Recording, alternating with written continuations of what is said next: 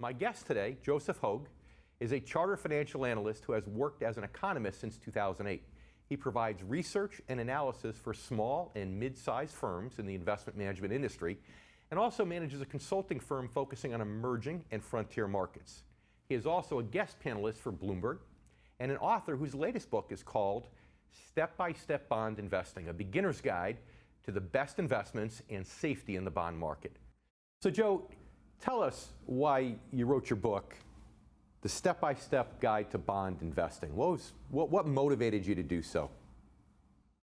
Well, mainly by just the fact that the average investor is very underinvested in bonds. All you hear about on TV, on the internet, is stock investing, and that obviously we've seen over the last 2 decades leaves investors at risk, leaves their portfolios at risk, and leaves their retirement at risk to a 50% sell-off. So investors need to know what kind of exposure they need to bonds and how to invest in bonds. So Joe, why do you think that is? Why do you think that, the media doesn't talk about bonds that much, advisors don't talk about bonds, Wall Street doesn't talk about bonds? Why do you personally believe that is? Well, bonds aren't sexy.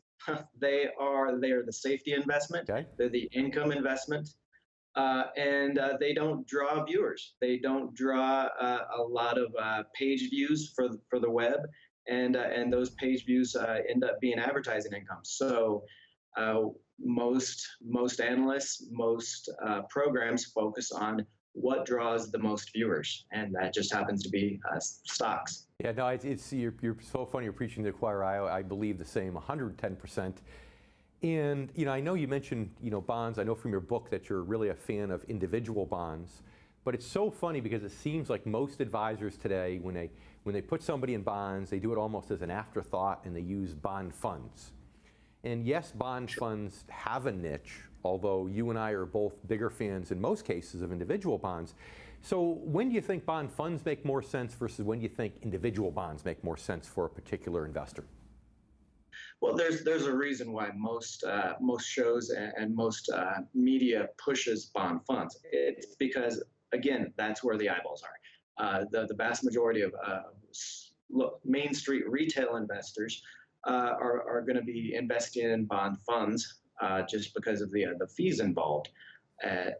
Now, I will say that I prefer direct investment in bonds, but it may not be appropriate for people with less than around $150,000 to put 2 bonds. And that's just because of the transaction costs involved in buying individual bonds.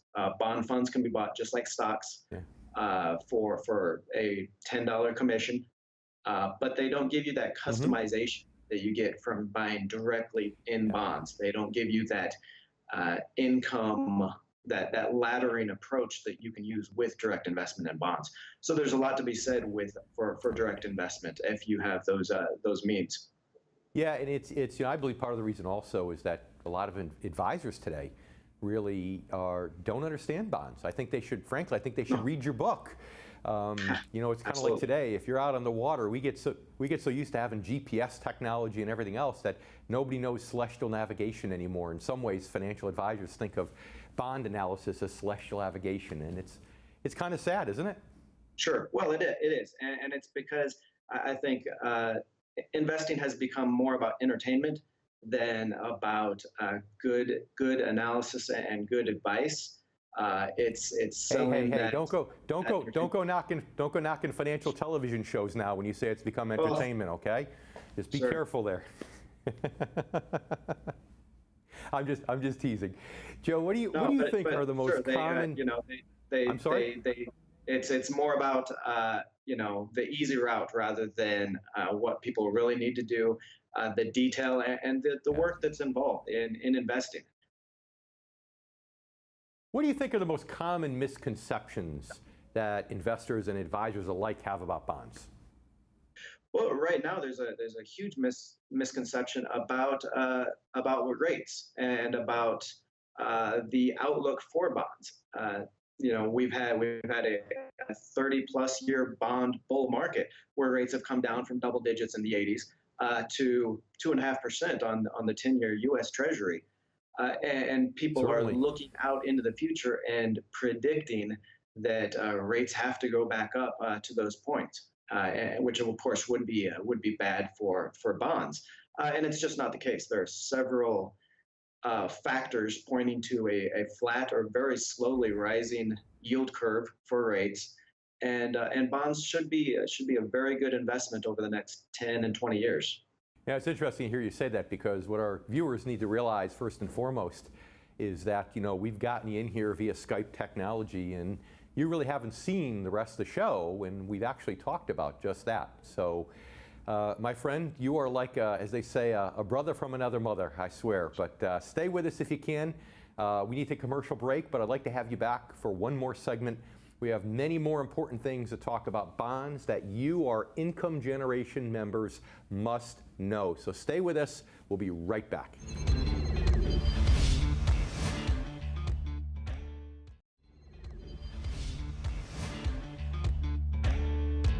Welcome back to the Income Generation. Now let's bring back our guest, Joseph Hogue, Chartered Financial Analyst, who wrote the book called The Step-by-Step Bond Investing, a beginner's guide to the best investments and safety in the bond market. Thanks for sticking around, Joe.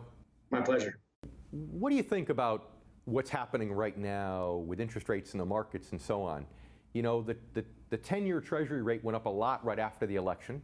But yet it seems like a lot of other interest rates on a lot of other investment grade or mid-grade bonds haven't really increased, and the bond markets haven't really taken a hit. In your own words, why is that? Three things really that investors need to remember about the rate outlook for interest rates, both on the U.S. Treasury, on the government bonds, as well as on corporate bonds, because they are, over the longer run, they are going to move more in tandem.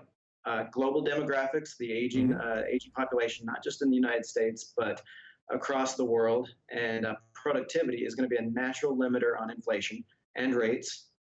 The oil boom in the United States that's given us that oil independence is keeping a lid on oil prices.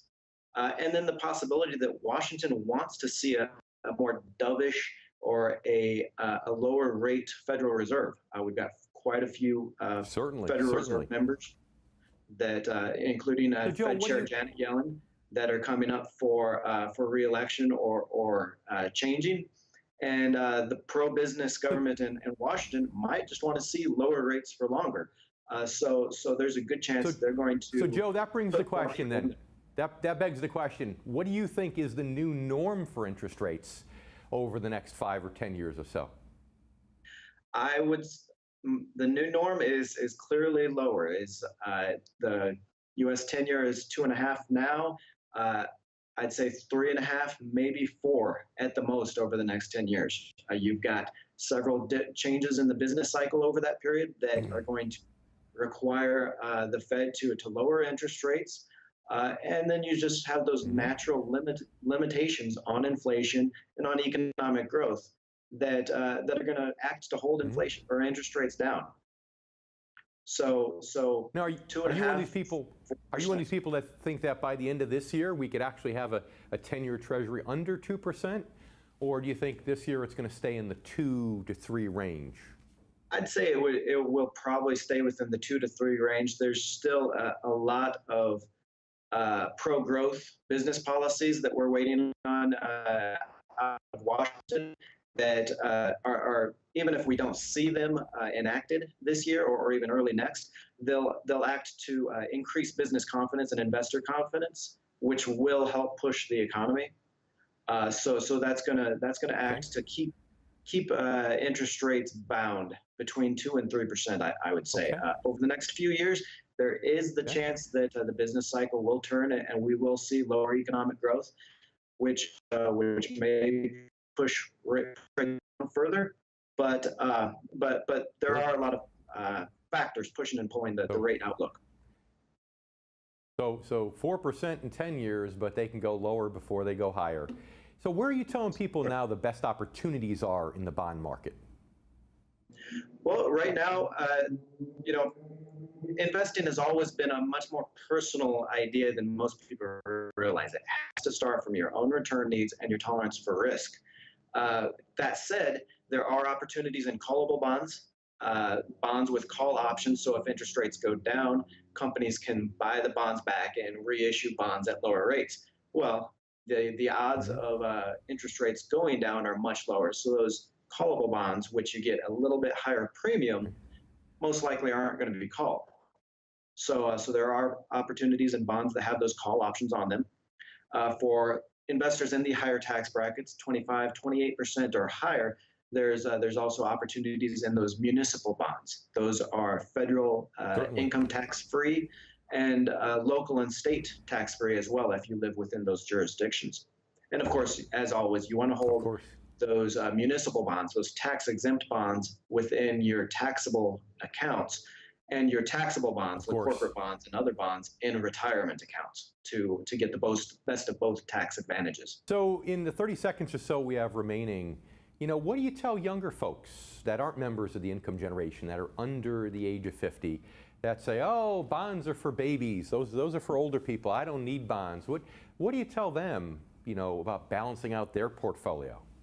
Sure. Well, you always need bonds.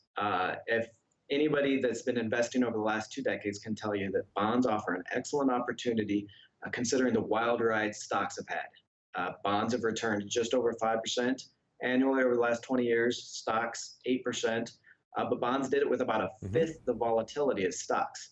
So when you look at that risk adjusted return, bonds are actually a very good bet, and they provide the kind of safety that investors need for when stocks don't play nice.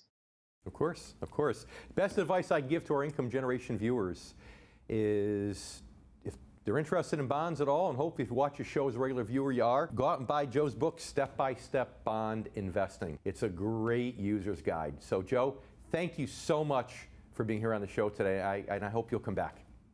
Thank you, David. My pleasure.